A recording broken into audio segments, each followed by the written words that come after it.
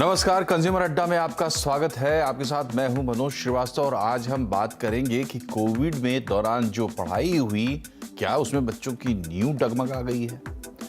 ये बात हम इसलिए कह रहे हैं क्योंकि फाउंडेशनल लर्निंग स्टडी 2022 सामने आई है। ये एक सर्वे है भारत सरकार का एनसीईआरटी की मदद से, और इस सर्वे में तीसरी क्लास के बच्चों से कुछ सवाल पूछे गए हैं और सवाल उनकी जो फाउंडेशनल लर्निंग होती है, यानी कि अगर बच्चे सीख रहे हैं तो बेसिक स्किल्स उनमें कितना आया है, ये पता लगाने की कोशिश की गई है। मकसद ये था कि 2026 तक बच्चों को पूरी तरह तैयार किया जाए, इसलिए इन बच्चों की सैंपलिंग की गई है। लेकिन जो इसमें बातें सामने आई हैं वो हमें ये सोचने पे मजबूर करती हैं कि क्या कोविड के दौरान जो पढ़ाई लिखाई हुई है वो सही हुई है, क्योंकि पहले भी इस पर बातचीत होती रही है। तो निकल कर क्या आया है सर्वे में, ये आपको दिखाते हैं और आपको बताते हैं कि 2022 मार्च का ये सर्वे है। तीसरी क्लास के बच्चों का सर्वे किया गया है। तो 2022 मार्च में जो बच्चे तीसरी में हैं वो कोविड आने के समय पहली या दूसरी क्लास में रहे होंगे। इसमें न्यूमरेसी और लिटरेसी दो तरह के टेस्ट किए गए हैं उनके। न्यूमरेसी में गणित के बेसिक स्किल का सर्वे किया गया है, और जो लिटरेसी का पार्ट है, जैसे कि इसमें जोड़ घटाव गुणा भाग, गणित के जो बेसिक सवाल हो सकते हैं तीसरी क्लास के बच्चों से, और भाषा से जुड़े स्किल्स का भी सर्वे किया गया है। इसमें उनसे पूछा गया कि भाई अक्षर पहचानते हैं कि नहीं, शब्दों को पहचानते हैं कि नहीं, जो बेसिक स्किल्स हो सकते हैं भाषा से जुड़े। इसमें 20 भाषाएं हैं, इसमें हिंदी और अंग्रेजी भी शामिल है, और सबका जो रिजल्ट आया है वो दिलचस्प है। सबसे पहले देखिए क्लास 3 के गणित के जो सवाल थे और उससे जो टेस्ट निकाली एनसीईआरटी ने, उस टेस्ट में बेसिक स्किल भी नहीं है। यानी आपसे जो उम्मीद की जाती है नंबर्स आप पहचाने, दो छोटे छोटे नंबर्स को जोड़ पाए, ऐसे स्किल्स भी 11% बच्चों में नहीं थी, और बाकी 37% बच्चे भी उस टेस्ट को क्लियर नहीं कर पाए ताकि ये कहा जा सके कि इनके बीच में बेसिक स्किल्स है। तो ये करीब करीब 48% का आंकड़ा है, जो अपने आप में चिंताजनक है। 48% बच्चों के पास बेसिक स्किल्स भी नहीं है गणित के मामले में। अब इसके बाद आपको दिखाते हैं ये अंग्रेजी का हाल है। यहां भी 15% और 30%, यानी 45% बच्चे ऐसे हैं जो आप कह सकते हैं जो फेल हो रहे हैं टेस्ट में।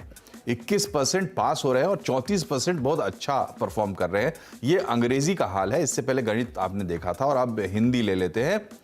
हिंदी में भी 21 और 32, यहाँ तो ज़्यादा बुरी स्थिति है। 53% बच्चे जो तीसरी क्लास में पढ़ रहे हैं, हिंदी की बेसिक समझ उनको नहीं है, हिंदी के बेसिक टेस्ट में वो पास नहीं हो रहे हैं। तो ये है चिंता की बात। और जैसा कि हमने आपको बताया कि इसमें 20 भाषाएं शामिल थी, हिंदी और अंग्रेजी को मिलाकर। तो ये बड़ी ही चिंता की बात है कि जो बेसिक स्किल्स है, चाहे गणित से जुड़ी हो या भाषाओं से जुड़ी हो, ये तय करती हैं कि बच्चे की पढ़ाई लिखाई ठीक से हो रही है या नहीं हो रही है। ये एक सर्वे है जो कि जिसका मकसद भारत सरकार का ये है कि बच्चों को पूरी तरह से इक्विप किया जाए, बेसिक स्किल्स उनके कंप्लीट किए जाए आज से 3-4 साल बाद, और उसके लिए ये सर्वे किया गया। ये कोई कोविड का असर नापने के लिए, मापने के लिए सर्वे नहीं किया गया। लेकिन जो इससे बात निकलकर सामने आती है वो तो यही है कि जब तीसरी कक्षा में अभी बच्चा है तो 2 साल उसने कैसे पढ़ाई की होगी, ऑनलाइन। तो ऑनलाइन पढ़ाई जो उसकी हुई, उसके नतीजे में क्या ये इस तरीके से बच्चे पिछड़ रहे हैं, इस पर आज हम बातचीत करेंगे। पैनल से आपको मिलवाते हैं। फादर एग्नेल स्कूल की प्रिंसिपल मुक्ति श्रीवास्तव हमारे साथ है, और चितकारा इंटरनेशनल स्कूल की डायरेक्टर नियति चितकारा, और चाइल्ड साइकोलॉजिस्ट चीनू अग्रवाल। आप तीनों का बहुत बहुत स्वागत है।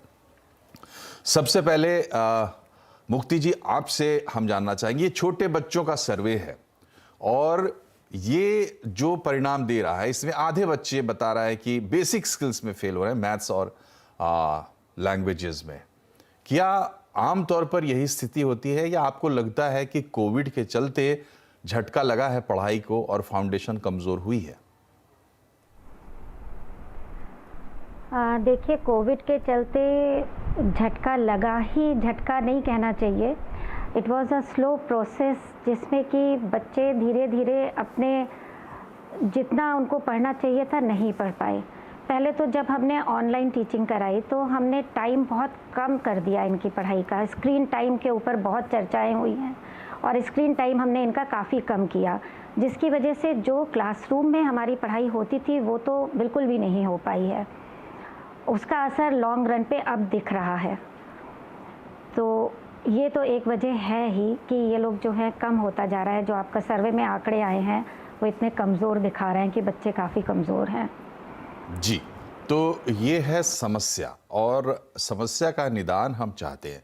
निदान ये है कि जो लॉस हुआ है बच्चों का कोविड के दौरान पढ़ाई के सिलसिले में, वो उनको कैसे वापस लौटाया जाए।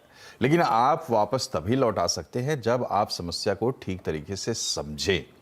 तो नियति जी, आपसे मेरा सवाल ये है कि क्या प्रॉब्लम ट्रेस की हैं आप लोगों ने? बातचीत में टीचर्स सबसे पहली बात ये कहते हैं कि कोविड में, चाहे वो किसी भी क्लास का बच्चा हो, ये सर्वे तीसरी क्लास का है, लेकिन 9th-10th के बच्चों के बारे में भी टीचर्स ये कह रहे हैं कि इस साल या इससे पहले के साल में भी परेशानी ये है कि वो बिल्कुल लगता है जैसे 2 साल का गैप हो गया। जितनी तैयारी के साथ बच्चे 9th में आते थे, अब वैसे दिखाई नहीं दे रहे हैं। तो क्या चैलेंजेस आपने नोट किया कि जो कोविड ने क्रिएट किए हैं आप लोगों के लिए? मनोज जी, सबसे पहले तो मैं ये बताना चाहूंगी कि ये जो इस तरीके की स्थिति है, ये स्कूलों के ने पहली बार एक्सपीरियंस नहीं की है। जब एक बच्चा दूसरे स्कूल से चेंज होके आता है या दूसरी स्टेट से आता है या दूसरे देशों से पढ़ाई के लिए आता है, तो 1-2 साल आगे पीछे हो जाता है, और उसके लिए काफी ब्रिज कोर्सेज हैं जो स्कूल्स जो हैं अपने एंगल पे तैयार करते हैं। ये स्थिति थोड़ी डिफरेंट थी बिकॉज इसमें परिवार इन्वॉल्व थे, हेल्थ रीजंस थे, तो कुछ बच्चे बिल्कुल ही नहीं पढ़ पाए, कोई नेटवर्क कनेक्शन था। तो पर ये अब जब बच्चे स्कूल में लौटे हैं तो सब स्कूलों ने अपने लेवल पे बहुत बढ़िया तरीके से प्लानिंग की है ब्रिज कोर्सेज की। दूसरा, गवर्नमेंट का भी बहुत इस तरीके में सपोर्ट रहा है सर, बिकॉज हमें हर हफ्ते बहुत ही अच्छे अच्छे मॉड्यूल्स बन के आते हैं। अगर आप देखेंगे तो हमारे सीबीएसई के काफी क्लस्टर्स बने हुए हैं, हमारे हब्स बने हुए हैं। उसके अलावा हमें ये सपोर्ट भी रहती है कि पहले तो पेरेंट्स को मालूम ही नहीं था कि स्कूल में चलता क्या है, तो कोविड में अब पेरेंट भी क्लासरूम का हिस्सा बने तो मालूम पड़ा कि स्कूल कितनी एफर्ट डालते हैं। तो सबसे पहले तो ये चीज बड़ी क्लियर हुई कि स्कूल्स की इंपॉर्टेंस बहुत जबरदस्त है। सिर्फ घर पे बैठ के पढ़ाई नहीं हो सकती। और दूसरी चीज ये मैं कहना चाहूंगी सर कि नेशनल एजुकेशन पॉलिसी ने बड़ी ब्यूटीफुली इस चीज को पहले ही आइडेंटिफाई किया है। उन्होंने स्कूल की पूरी शिक्षा को डिफरेंट हिस्सों में बांटा है, 5+3+3+4। तो जो पहले होता था कि किंडरगार्टन स्कूल अलग चलते थे और 1, 2, 3 अलग चलते थे, अब ऐसा नहीं है। तो इसीलिए जो ये जो करिकुलम मिक्स हो गया है, उससे एक बढ़िया कनेक्ट मिला है। आप एक ऐसे दिशा में इशारा कर रही हैं, और न्यू एजुकेशन